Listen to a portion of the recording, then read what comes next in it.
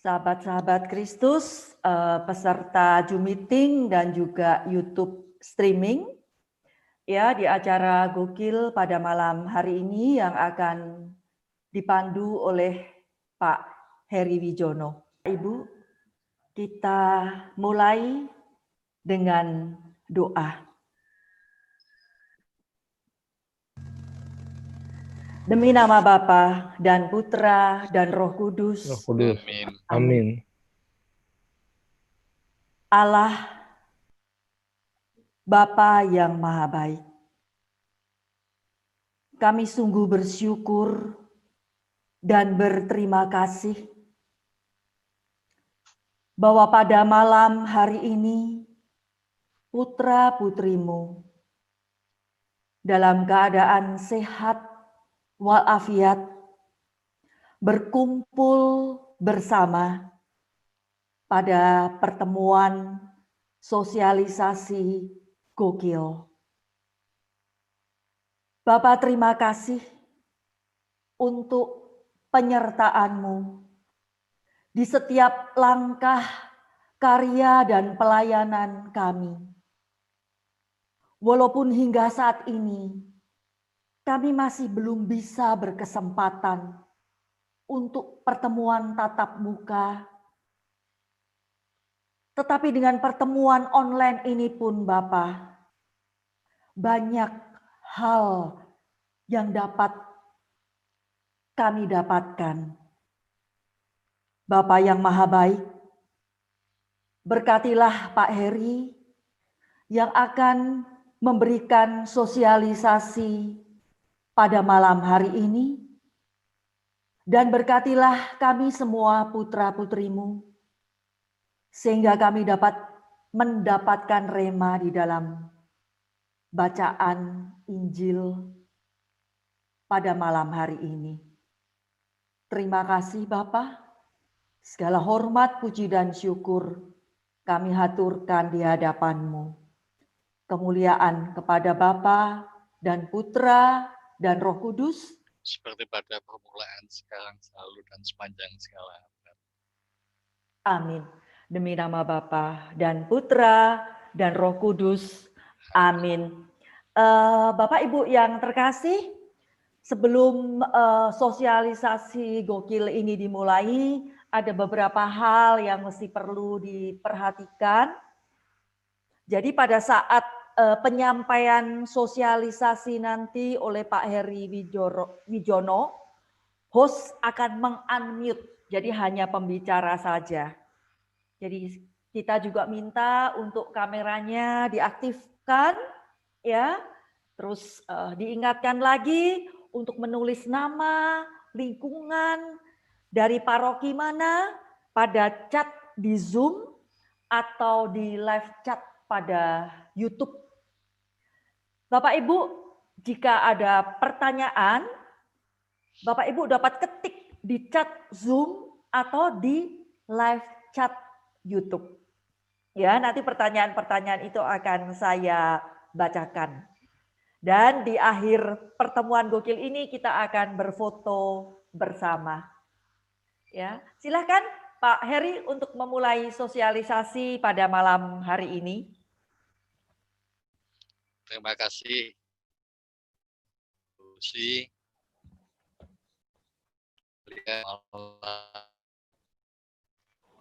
Pada malam hari ini kita akan membicarakan atau sedikit membahas mengenai pengajaran Yesus, mengenai perumpamaan tentang kerajaan surga. Baik, kita mulai aja dengan membaca kitab suci. Saya mau minta tolong pada Ibu Lucy untuk membaca perikopnya dari Matius 22 ayat 1 sampai 14. Silahkan, Bu. Ya. Perumpamaan tentang perjamuan kawin. Lalu Yesus berbicara pula dalam perumpamaan kepada mereka. Hal kerajaan sorga seumpama seorang raja yang mengadakan perjamuan kawin untuk anaknya.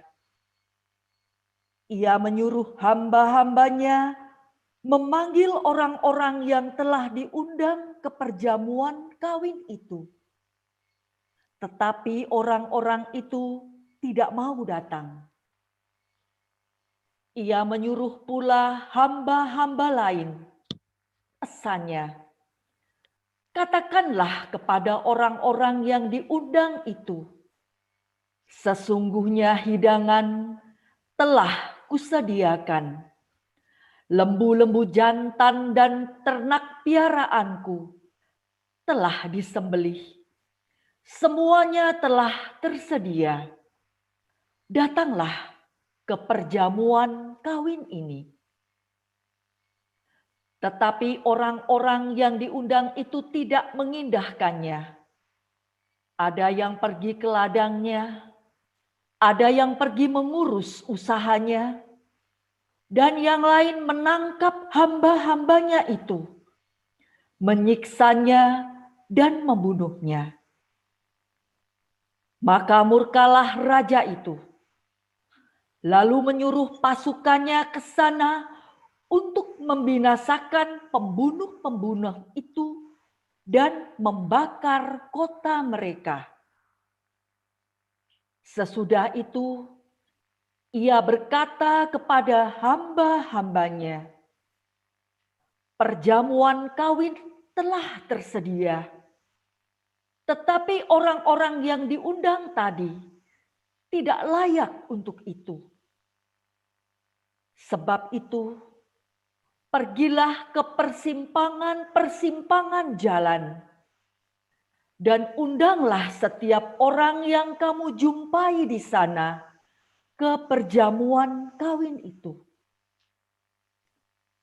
Maka pergilah hamba-hamba itu, dan mereka mengumpulkan semua orang yang dijumpainya di jalan-jalan, orang-orang jahat dan orang-orang baik, sehingga penuhlah ruangan perjamuan kawin itu dengan tamu.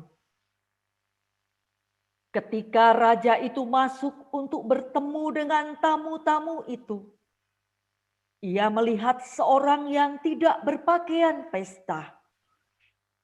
Ia berkata kepadanya, "Hai saudara, bagaimana engkau masuk kemari dengan tidak mengenakan pakaian pesta?" Tetapi orang itu diam saja.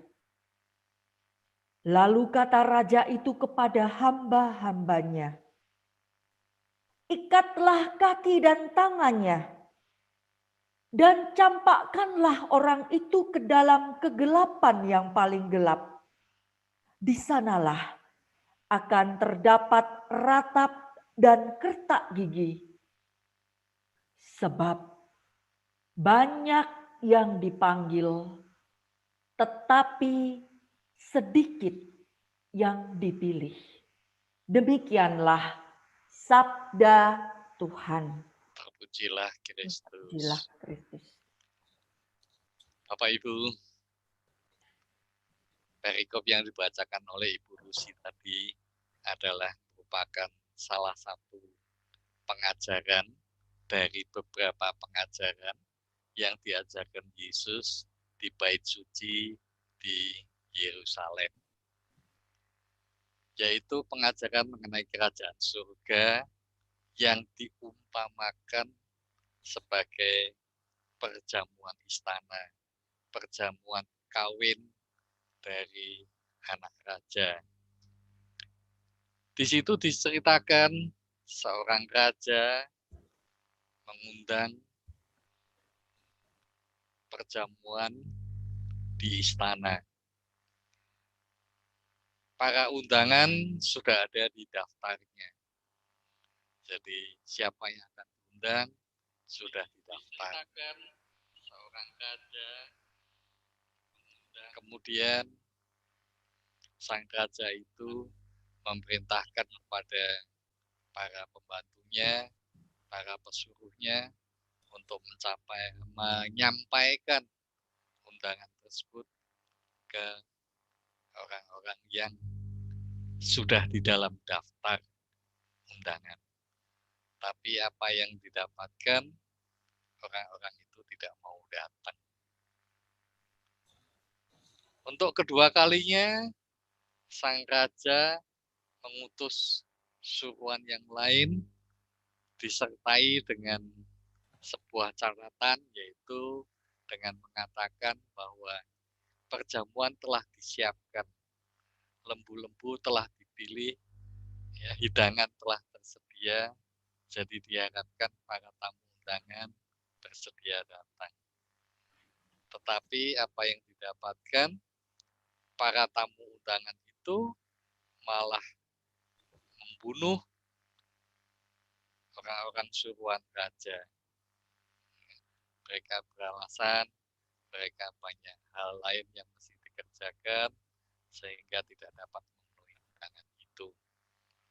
Sehingga sang raja kemudian memerintahkan agar semua orang, siapa saja yang ada di jalan, di persimpangan-persimpangan jalan, di mulut-mulut gang, untuk diundang datang ke istananya menghadiri pesta perjamuan itu. Datanglah banyak orang ke sana dan sampailah saatnya sang raja menemui tamu-tamunya untuk memberikan salam, untuk memberikan sambutan. Di situ dia menemui seseorang yang tidak disebutkan namanya, ya, tetapi orang itu berpakaian tidak layak, kurang layak untuk sebuah pesta. Maka sang raja menanyakan, siapa kamu? Dan orang itu diam saja. Kemudian sang raja memerintahkan kepada pengawal-pengawalnya untuk mengikat kaki dan tangan orang tersebut dan melemparkannya ke dalam kegelapan. Ya, ceritanya sederhana, ya. Diharapkan dengan Yesus menceritakan itu kita bisa mengerti apa yang dimaksud dengan kerajaan surga. Ya, di dalam setiap perumpamaan Bapak Ibu, kita harus menafsirkan atau menebak-nebak apa sih sebetulnya maksudnya. Di sini suatu perjamuan, pesta pernikahan. Perjamuan atau pesta ini bukan perjamuan atau pesta yang sembarang, tapi adalah pesta perkawinan. Kalau kita mengadakan pesta, pesta yang terbesar yang pernah kita adakan pasti pesta perkawinan kita. Pesta perkawinan kita pasti lebih besar dari pesta ulang tahun yang pernah kita adakan. Pasti lebih besar dari pesta syukuran yang kita pernah adakan. Sehingga di sini diceritakan sebagai pesta perkawinan untuk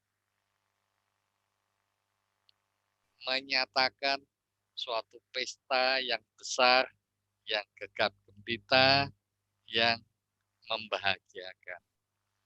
Di dalam setiap pesta, memang kita sudah menyiapkan daftar tamu-tamu yang akan kita undang. Kita di dalam setiap pesta itu tidak hanya sekedar makan, minum, supaya kita kenyang, supaya haus kita hilang, bukan hanya begitu. Makan, minum itu hanya suatu pelengkap. Di dalam sebuah pesta, panca indera kita semua digugah agar kita bisa merasakan kehangatan pesta itu. Kehangatan hubungan antara pihak tuan rumah dengan tamu-tamunya. Di setiap pesta itu selalu dibuat dekorasi yang bagus untuk memanjakan indera penglihatan kita. Selalu disajikan musik yang bagus untuk memanjakan telinga kita. Begitu juga disediakan makanan dan minuman yang berkualitas agar indera pencecap kita pun ya, melengkapi kebahagiaan yang ada karena antara tuan rumah dan tamu-tamunya bertemu. Ya. Jadi apabila kita datang ke sebuah pesta, bukan hanya sekedar untuk makan, minum, mendengarkan musiknya saja, itu semua adalah pelengkap. Terutama yang membuat pesta itu membahagiakan adalah hubungan antara tuan rumah dan tamu-tamunya. Setiap tuan rumah yang sudah menyiapkan daftar undangan yang mengundang teman-temannya untuk datang, pasti sangat mengharapkan tamu-tamunya untuk datang. Dia akan sangat kecewa sekali apabila ada tamunya yang tidak datang dengan alasan apapun. Ya. Dan tamu-tamu itu biasanya juga datang dengan menyediakan waktu yang istimewa yang memang disiapkan untuk itu, untuk menghargai tuan rumah yang sudah mengundangnya. Jadi di sini ada sikap saling menghargai karena adanya suatu hubungan kasih antara tuan rumah dengan tamu-tamunya. Di dalam perumpamaan ini dikatakan bahwa tamu-tamunya tidak datang, tidak berkehendak untuk hadir, bahkan sampai 2 kali. Ya. Kita pasti harus menebak siapa sih yang dimaksudkan dengan tamu-tamu itu, dan siapa sih yang dimaksudkan dengan tuan rumah itu. Perjamuannya adalah perjamuan di istana, ya, perjamuan raja. Ya. Pasti kita mudah menebaknya atau menafsirkannya bahwa tuan rumah itu adalah Tuhan sendiri. Siapa kemudian tamu-tamunya yang sudah ada di daftar undangan tamu-tamu yang tidak mau datang itu?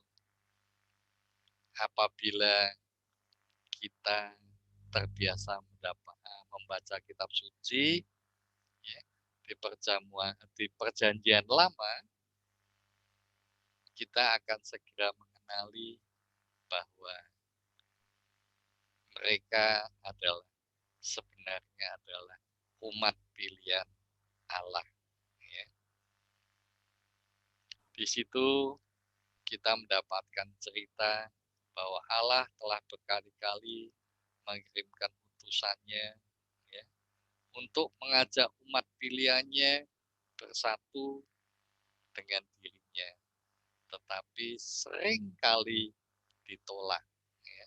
Seringkali mereka pergi menghindari undangan dari Allah. Jadi dengan mudah kita menebak bahwa para tamu yang menolak itu adalah umat pilihan. Kemudian sang tuan rumah memerintahkan kepada pesuruh-pesuruhnya, pegawai-pegawainya untuk mengundang siapa saja, untuk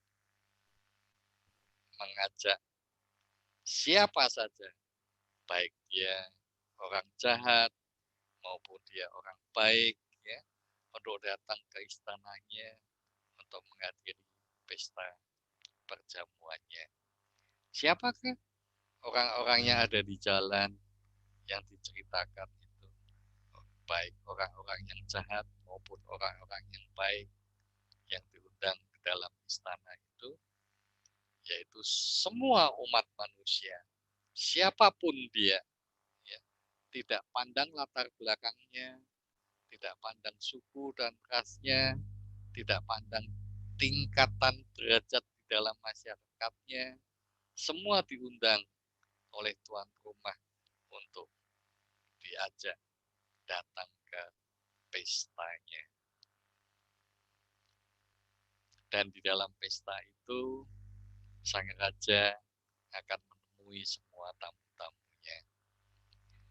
Sang raja kemudian menjumpai seorang yang berpakaian kurang layak. Nah, ini yang kita agak sulit menebaknya. Karena ini sedikit sulit diterima oleh akal. Bagaimana seseorang yang berpakaian kurang layak bisa masuk ke dalam istana ikut perjamuan raja? Kan mestinya kalau mau masuk istana kan ada yang periksa, kan ada yang nyortir, ya.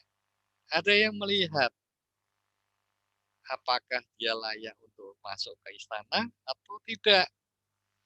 Tetapi ini ada seseorang yang berpakaian tidak layak tapi bisa ikut masuk ke dalam, ya.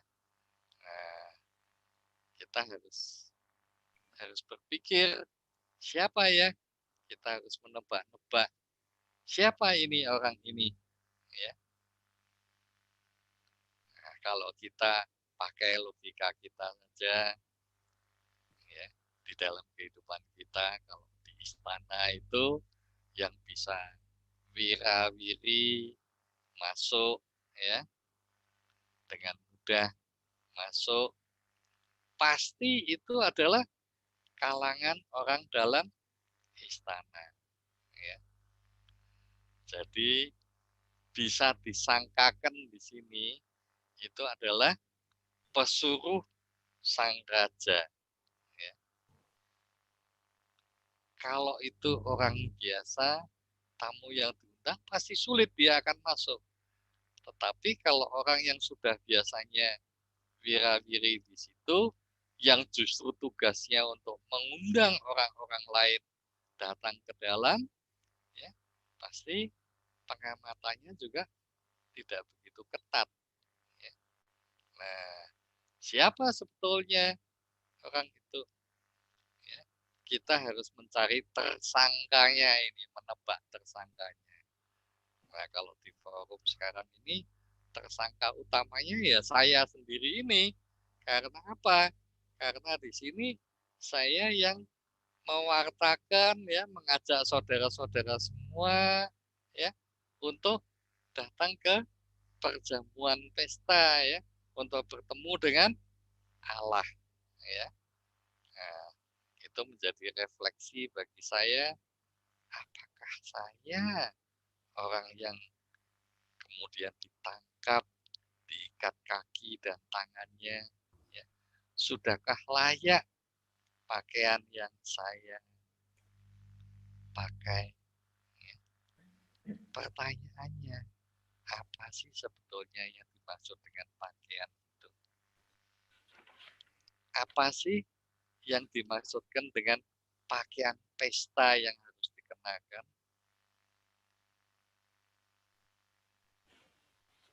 Tentunya bukan suatu hal yang sulit untuk kita tebak kalau mengenai pakaian itu. Pakaian yang kita kenakan apabila kita bersama dengan Allah itu adalah kesucian hidup. Refleksi bagi diri saya sendiri dalam hal ini. Sudahkah saya layak? Sudahkah saya mensucikan hidup saya? Sudahkah saya berusaha? Sudahkah saya berupaya untuk mendapatkan pakaian itu? Untuk mempunyai pakaian itu? Agar bisa bersama dengan Allah, menikmati kebahagiaan bersama tuan rumah itu. Ya, disinilah Bapak Ibu, Yesus memakai perumpamaan untuk mengajarkan mengenai kerajaan Allah. Jadi di sini dipesankan kepada kita, Tuhan ya, sudah sedemikian baiknya, Dia sudah mau mengundang umatnya yang terpilih, tetapi ditolak.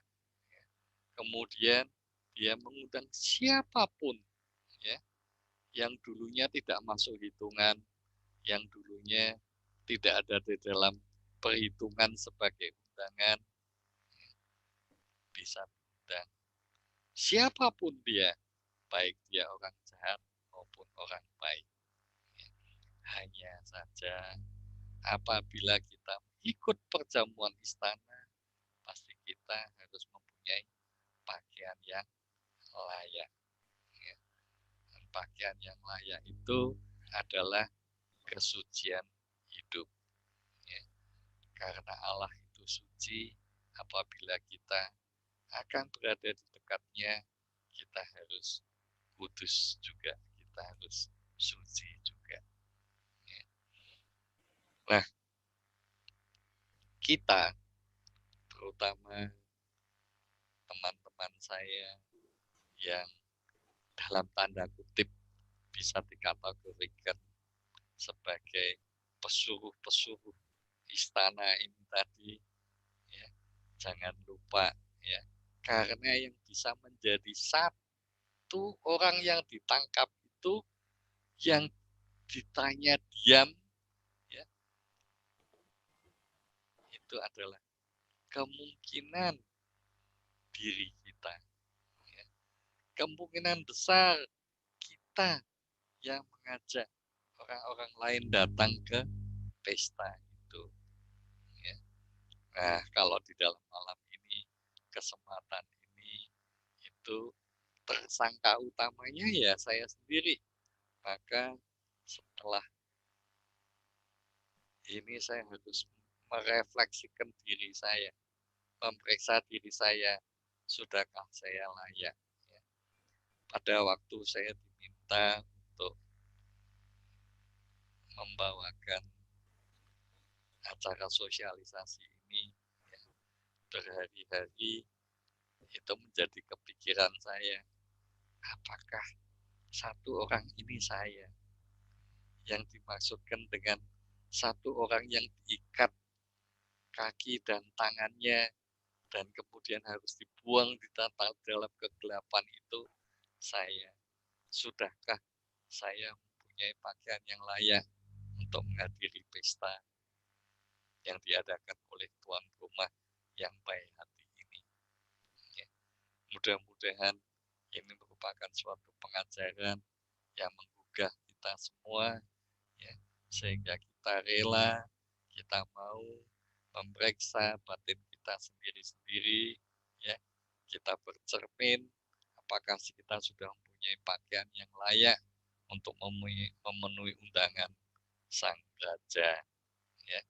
Ya, demikianlah renungan singkat ya dalam malam hari ini ya. Saya kembalikan kepada Ibu Lucy. Mungkin kalau ada rekan-rekan yang ingin menambahkan ya atau ingin sharing sesuatu, silahkan. Ya, terima kasih Pak Heri untuk pemaparan yang singkat tetapi sangat jelas. Ini juga menjadi refleksi bagi kita, terutama saya, ya. Bagaimana sih dengan saya ini? Apakah saya ini termasuk dalam kategori undangan yang terhormat tadi pilihan yang Pak Heri sampaikan? Ataukah saya ini termasuk orang-orang jalanan itu loh? Ya, apakah saya ini termasuk orang yang berdosa? Apakah saya ini termasuk satu orang yang tadi yang Pak Heri sampaikan? Nah, inilah yang menjadi refleksi bagi diri saya. Kalau kita menilai diri sebagai undangan terhormat, ya hendaknya kita mengindahkan undangan Tuhan ya Pak Heri. Ya, Karena kita sudah diundang ya. ya, Kita hendaknya menanggapi undangan Tuhan ya sebagai orang-orang terhormat pilihannya dan datang ke pesta itu. Kalau refleksinya itu. Seharusnya kita juga menyadari bahwa tidak ada yang lebih penting daripada turut dalam perjamuan itu Pak Eri. Ya, kita juga saya ini terutama ya karena refleksi untuk masing-masing pribadi bersyukur atas kemurahan Tuhan yang mengundang saya dalam perjamuan tersebut. Namun ya, kalau kita ini termasuk dalam kelompok orang-orang yang di jalanan itu, yang tadi dikatakan oleh Pak Heri dijumpai di persimpangan jalan, ya sudahlah. Kita tetap bersyukur sebab kita juga diperkenankan untuk masuk di dalam perjamuan itu. Nah, Pak Eri yang saya refleksikan sebagai undangan Tuhan, kita juga dituntut untuk mengenakan pakaian pesta. Yang tadi dikatakan bahwa pakaian pesta itu bukan secara kasat mata, tetapi adalah kesucian diri kita, kebaikan hati kita yang terpancar kepada orang. Nah, di sini kita tetap diminta oleh Tuhan untuk datang sebagai orang yang layak, sebagai orang yang pantas untuk berada di dalam perjamuan itu. Itu saja sih yang menjadi refleksi dari saya tadi. Saya perhatikan kata demi kata yang Pak Heri sampaikan. Mungkin Bapak Ibu ada yang mau ditanyakan, mau di-sharingkan nggak usah yang Alkitabiah. Seperti tadi saya kan langsung mengena di dalam hati saya. Silakan Bapak Ibu kalau ada yang mau di-sharingkan. ya. Ada satu tambahan lagi, Ibu Lucy. Iya, Pak Heri. Kalau kita melihat perikop ini, melihat perumpamaan ini, kita bisa mengambil kesimpulan juga.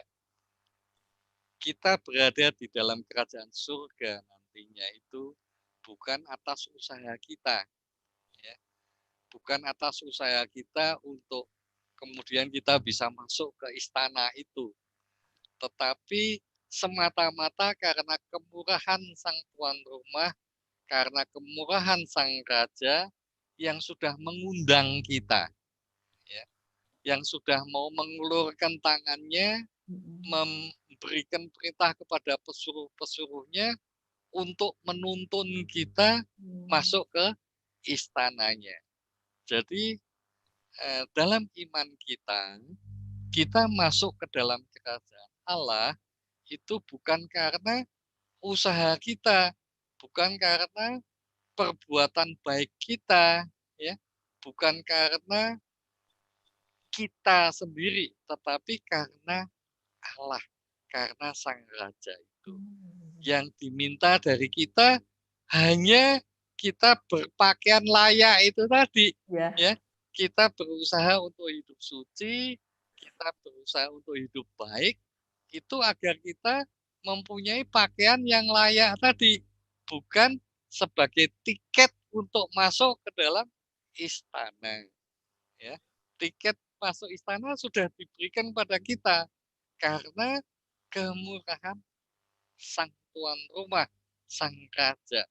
Ya, tetapi mestinya walaupun kita punya tiket untuk masuk ke istana, kita harus mempunyai pakaian yang layak yang kita kenakan untuk dapat masuk ke istana itu. Ya, demikian Ibu Lucy. Wah, kalau gitu perjamuan Allah ini sesungguhnya adalah bukti kasih Allah kepada kita sebagai umatnya ya Pak Heri. Ya. Ya, ya jelas sekali. Nah, Bapak Ibu, ada yang mau ditanyakan nih kebetulan sehubungan dengan perikop ini, boleh ditanya, boleh di-sharing-kan kebetulan kalau mengena di hati kita. Apakah ada yang ada di chat sebentar?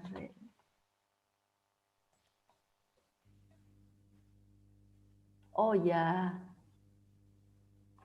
Oh ya Pak Heri, ada yang bertanya ini dari Bapak Gunawan ya. Baru saja ini, apakah ini termasuk bagian yang tidak sepenuhnya mendukung konsep sola gratia?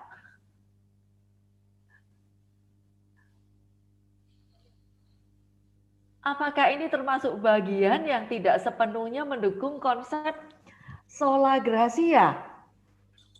Sola gratia itu kan konsep yang hanya untuk kitab suci ya Pak Heri ya? Itu sola scriptura kalau itu Bu ya. Ya, ini gratia ini Pak. Eh, ya, ya yang pasti ini mendukung konsep di mana kita tidak bisa masuk ke dalam kerajaan Allah karena diri kita sendiri, karena usaha kita sendiri. Kita bisa masuk ke dalam kerajaan Allah semata-mata karena belas kasih Allah. Itu. Ya, betul. Ya, malam. Ya, selamat malam Ibu. Ibu Stella, ya? Ya, Oh, Ibu saya Stella. saya kira karena kita sudah diundang sama Allah ya, jadi kita harus berterima kasih dan kita harus siap. Siapnya dengan yang tadi menurut Pak Heri itu dengan pakaian yang pantas itu maksudnya kita pantas nggak, layak atau worthy untuk masuk di kerajaan Allah gitu, undangan di istana Dia ya. Jadi kita karena dapat undangan kita harus siap dong. Ya, betul Ibu. Ya.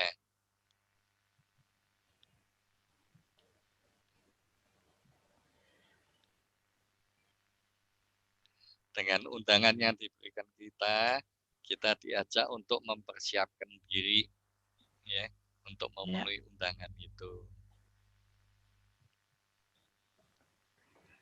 Karena kita sudah dipilih ya, tidak semua dipilih kan. Ya. Iya, Ibu Stella. Terima Saya. kasih. Iya, ketemu lagi ya Bu Stella melalui Zoom. Biasanya tatap muka dengan Ibu Stella. Ini juga udah tatap muka, kayaknya senang. Ya senang ya Ibu. Kangen, benar. Kangen ya. Iya Bu Stella, sudah disampaikan oleh Pak Heri ya Ibu Stella ya. Ya, terima kita kasih. Sudah diundang. Ya, Pak Gunawan, apakah sudah mantep ini jawaban Pak Heri yang mendukung konsep sola gratia, Pak? Kalau sola gratia, Bu ya, Yes. itu kan konsep yang dipercayai oleh teman-teman kita Protestan. Ya. Ya seperti yang Pak Heri bilang bahwa hanya perlu tindakan apa-apa dari kita karena kita sudah diselamatkan gitu kan. Betul. Berarti kan sudah masuk. Tapi kalau di sini kan ada kewajiban untuk kita memantaskan diri gitu kan. Itu kan lebih dekat ke konsep Katolik gitu ya, bukan konsep Protestan. Karena kita akan mengenal walaupun memang penyelamatannya dari Tuhan, tapi kita harus menyambut gitu kan. Ada tindakan dari kita. Sedangkan kalau yang konsep Protestan itu kan dikasih, pokoknya kita udah terima aja, kita nggak usah ngapa-ngapain lagi gitu. Betul, sudah diselamatkan. Tapi kalau Katolik kan percaya bahwa dikasih kita harus tetap berusaha gitu kan. Betul. Ya, kalau tidak salah di cerita tadi itu kan sebetulnya ada yang berpendapat katanya mestinya yang tuan rumahnya itu menyediakan baju pesta yang bagus. Karena yang dipanggil kan dari jalanan. Ini orang yang diceritakan ini sengaja nggak mau pakai baju bagusnya gitu kan. Jadi itu maksudnya bukan tidak sengaja, tapi memang sengaja tidak mau menghormati yang mengundang rumahnya begitu. Yang mengundang. Ya, itu aja sih Bu Lucy. Terima Aduh, kasih. terima kasih banyak Pak Gunawan. Memang ada sedikit konsep yang berbeda ya kalau di Protestan pokoknya ngaku sudah percaya sama Tuhan ya sudah diselamatkan.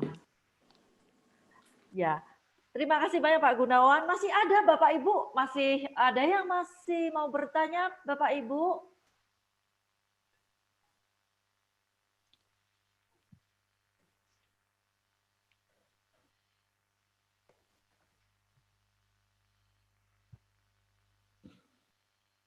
Malam Pak Heri, malam Selamat semuanya. malam. Bu Hiani, Ya, kalau bicara pantas tidak pantas, rasanya kita nggak pantas juga gitu ya mengukur diri kita sendiri.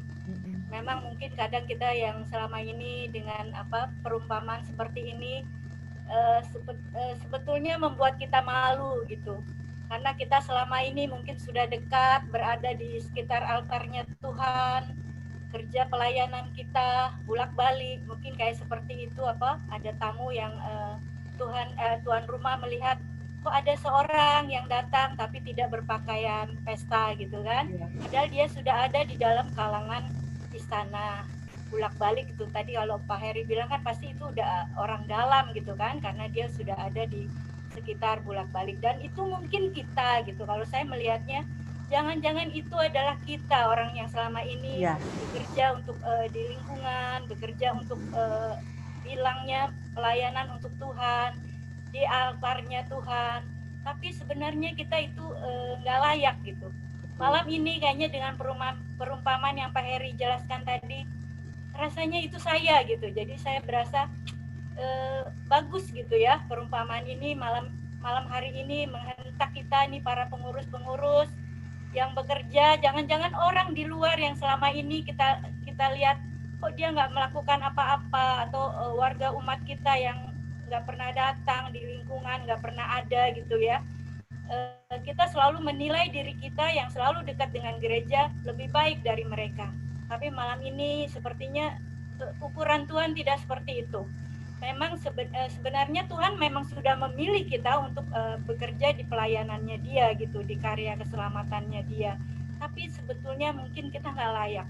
Kita bagian orang yang nggak layak itu gitu. Dengan kekerasan hati kita, mungkin dengan kita bekerja dalam Tuhan pelayanan, tapi kita akhirnya ribut sana sini, memuji diri kita sendiri. Nah itu sebenarnya kita nggak layak. Barangkali itu refleksi buat saya. Ya, refleksi. Bagus sekali, Bu Yani. Terima kasih. Jadi masing-masing kita bisa berefleksi dari perumpamaan bacaan pada malam hari ini ya, Ibu Hiani. Ya, Bu. Bagus, Bu. Ini bacaannya cocok buat kita semua, buat kita yang sudah selama ini. Ya. Jadi Pak Heri, meskipun diundangnya secara mendadak ya Pak Heri ya, kita itu tetap dituntut untuk mengenakan pakaian pesta ya Pak. Ya, itu dituntut ya, wajib ya. Sebab yang mengundang kan raja Pak, itu kan. Allah sendiri yang mengundang. Nah, tadi ada satu kalimat yang mungkin saya perlu sampaikan.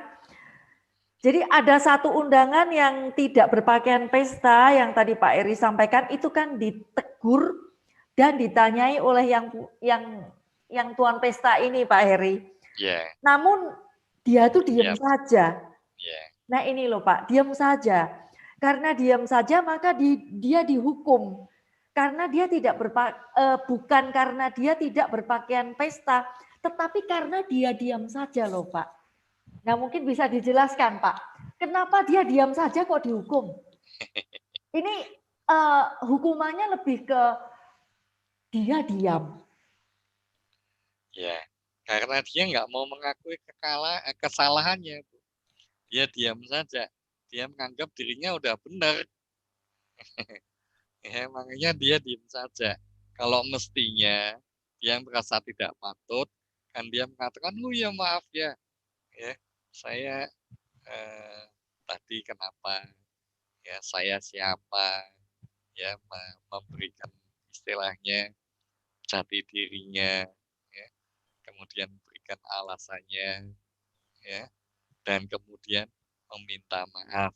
Tapi ini kan diam saja kan, itu mencerminkan sebuah arogansi, sebuah kesombongan ya. Ngapain nih ngurusin, saya mau pakai apa aja suka-suka saya. Rasanya seperti itu ya Bu. Iya, Ya, itu kalau tebakan saya.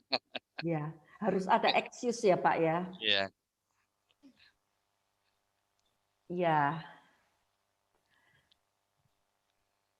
Bapak Ibu masih ada yang mau disampaikan Bapak Ibu sehubungan dengan perikop pada malam hari ini yang sungguh menarik, sangat menarik. ya. Saya ada sedikit tambahan ya. Ya silakan Pak Eri. Ya, mengenai pertemuan yang diadakan oleh paroki ini ya. Ini kan sosialisasi ini sekarang terbuka kecuali untuk ketua lingkungan kan juga untuk umat ya. Saya mendapatkan pertanyaan, sebetulnya pertanyaan ini bukan berasal dari paroki kita, tapi dari teman kita dari paroki yang lain.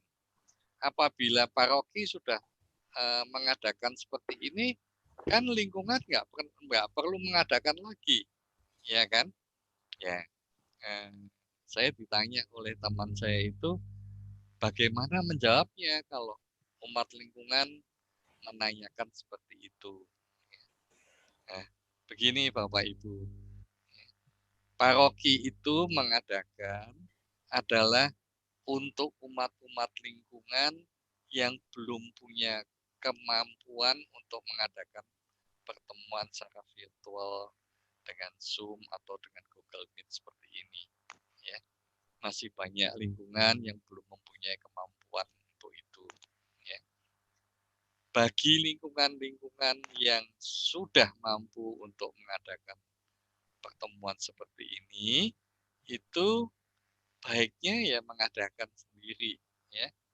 Kemudian pertanyaannya, nah bahannya kan sama, kan sudah dijelaskan ya. Sebetulnya begini Bapak Ibu, ya, di sebuah perikop kitab suci, ya, itu banyak sekali penafsiran yang dapat dibuat dari sudut pandang mana kita memandangnya. Jadi kalau saja misalnya pertemuan ini bukan saya yang membawakan, mungkin Pak Santoso misalnya yang membawakan, atau Bu Rosita yang membawakan, pasti akan berbeda, nggak akan sama ya, karena itulah ya keunikan kitab suci ya. Setiap orang itu diketuk ya, dibukakan pikirannya sesuai dengan kondisi dan situasi dari pribadinya ya. Jadi pasti ada bedanya ya, pasti kembangannya berbeda ya, walaupun maksudnya sama tapi pasti apa ya, kembangannya atau lukisannya akan berbeda. Jadi jangan khawatir ya, kalau misalnya ada fasilitator yang diundang untuk lingkungan yang mau mengadakan lagi, pasti banyak yang bisa digali. Pasti masih lebih banyak sekali yang bisa dikemukakan pada umat lingkungan tersebut. Ya, itu sedikit sharing saya untuk pertemuan lingkungan Lucy. Iya, terima kasih Pak Eri. Jadi bagi lingkungan-lingkungan, dan memang cukup banyak lingkungan ya Pak Heri yang masih belum bisa melaksanakan gokil ini karena terkendala dengan pertemuan virtual ini. Jadi bisa mengikuti langsung dari paroki ya Pak Heri, begitu ya? Ya. Baik, terima kasih Pak Heri. Masih ada yang lain Bapak Ibu yang mau disampaikan? Saya boleh menambahkan? Oh iya, silakan Pak Paulus, monggo. Saya melihat ini perikop dari Matius ya. Ya, betul, Pak. Oh ya.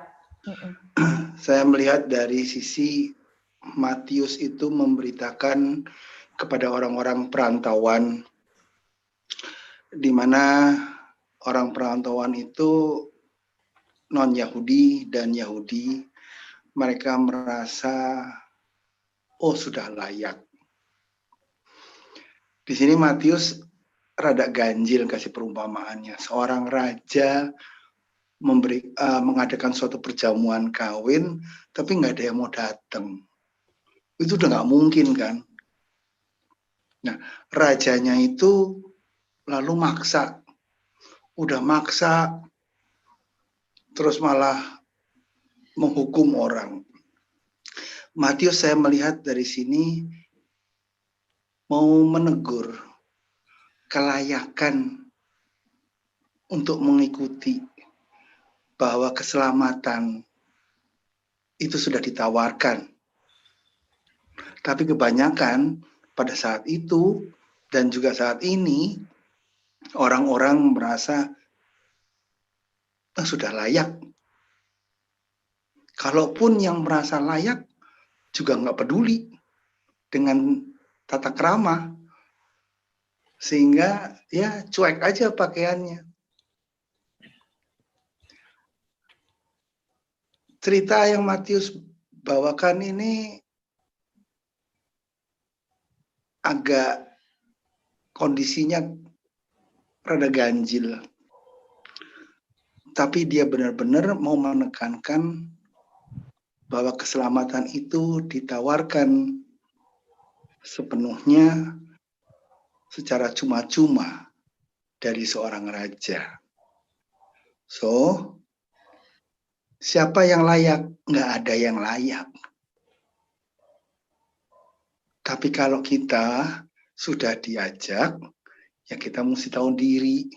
Kita mempersiapkan diri kita seminimum mungkin, yaitu seumpama kita berpakaian. Saya melihat dari sisi itu, bahwa Matius mau menegur orang-orang baik saat itu maupun saat ini, bahwa kelayakan akan keselamatan itu sudah ditawarkan, sudah diberikan. Tapi kebanyakan orang nggak peduli, kan aneh gitu loh. Jadi ya kalau kita mau ikut, ya kita minimal harus peduli. Jangan cuek aja. Saya ngelihatnya begitu. Terima kasih Bu Lucy, terima kasih Pak Heri. Bagus Ya. sekali, terima kasih Pak. Terima Ya, Pak kasih. Ya, terima kasih Pak Paulus. Ini Bapak Ibu salah satu contoh yang saya tadi katakan ya, apabila lingkungan mau mengadakan, masih banyak dari perikop ini bisa digali.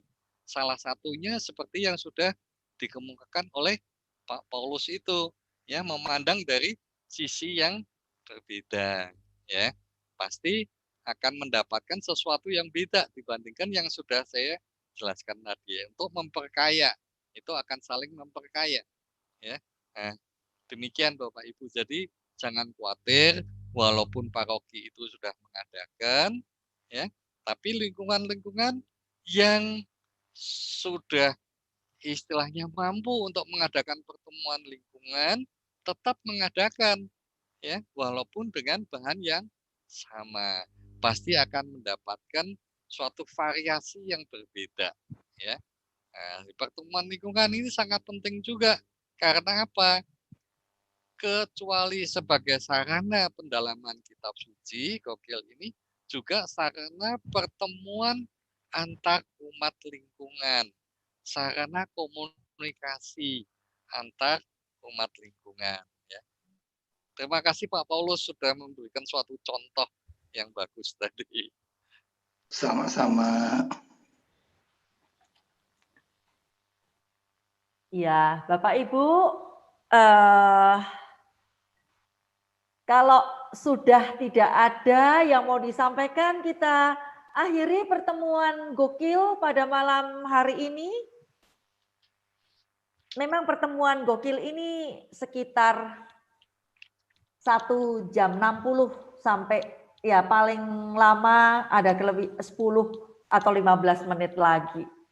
Ya, kalau sudah tidak ada yang mau di-sharingkan, disampaikan, kita tutup pertemuan pada malam hari ini, Bapak Ibu. Ya. Bu Rosita, ada hal-hal yang mau disampaikan? Pak, sebelum ini kita foto ya. Oh ya, sesudah doa saja ya Bu. Ya, boleh. Ya, jadi terima kasih sekali lagi atas kehadiran Bapak Ibu pencinta Sabda Tuhan. Bapak Ibu, saya katakan ini Bapak Ibu sahabat-sahabat Kristus. Ya, semoga gokil pada malam hari ini yang diberikan oleh Pak Heri ini dapat menjadi rema di dalam hati kita masing-masing. Memberikan satu refleksi kepada diri kita masing-masing. Mari Bapak Ibu kita akhiri pertemuan gokil ini dengan doa.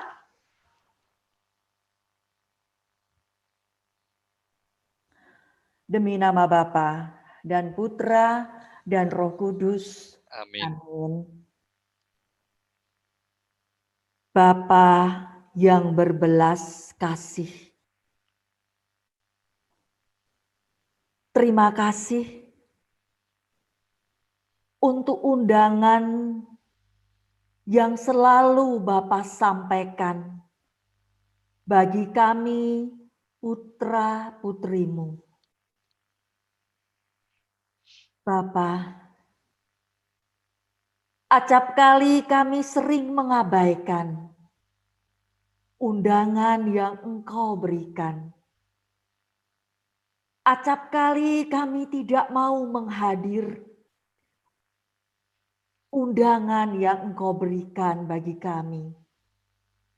Bahkan acap kali kami tidak berpakaian yang layak dalam menanggapi undangan-Mu. Bapa yang penuh belas dan kasih, pada malam hari ini kami diingatkan untuk semakin mau merefleksikan diri kami terhadap undangan-Mu, untuk semakin mau menuju kepada pertobatan-pertobatan kami yang masih sering menganggap diri ini paling baik, paling suci dibandingkan dengan orang lain. Mampukan kami Bapa untuk semakin layak dan pantas di hadapan-Mu. Kemuliaan kepada Bapa dan Putra dan Roh Kudus, seperti pada permulaan, sekarang, sepanjang segala abad. Amin. demi nama Bapa dan Putra dan Roh Kudus. Amin. Amin. Ya, Bapak Ibu.